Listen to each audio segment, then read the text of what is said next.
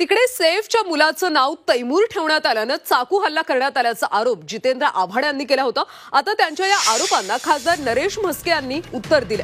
जितेंद्र आव्हाड यांनी हिंदूंची माफी मागावी अशी मागणी नरेश म्हस्के यांनी केली।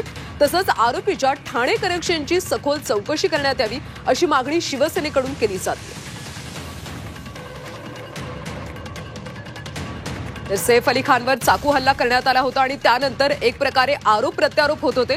दरम्यान सैफच्या मुलाचं नाव तैमूर ठेवण्यात आल्यानं चाकू हल्ला करण्यात आल्याचा आरोप जितेंद्र आव्हाड यांनी केला होता। त्यांच्या या सगळ्या आरोपांचा आता खासदार नरेश म्हस्के यांनी समाचार घेतलाय। जितेंद्र आव्हाड यांनी आता हिंदूंची माफी मागावी अशी मागणी नरेश म्हस्के यांनी केली।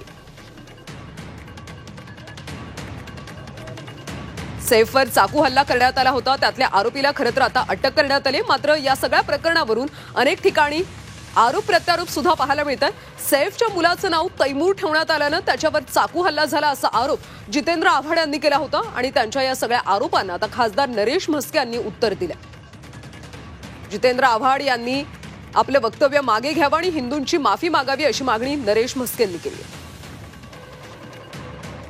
मोहम्मद ठाण्यात सापडतो, हल्ला मुंबईत होतो, तो बांगलादेशी आहे असा संशय येतो। तो कुठल्या धर्माचा आहे?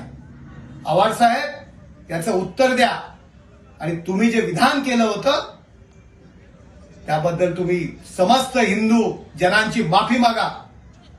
आणि माझी पोलिसांना विनंती आहे, गृह खात्याला विनंती आहे, नक्की तो हल्लेखोर आणि ठाणं यांचं कनेक्शन काय, ठाणे कनेक्शनचा चौकशी होणं गरजेचं आहे।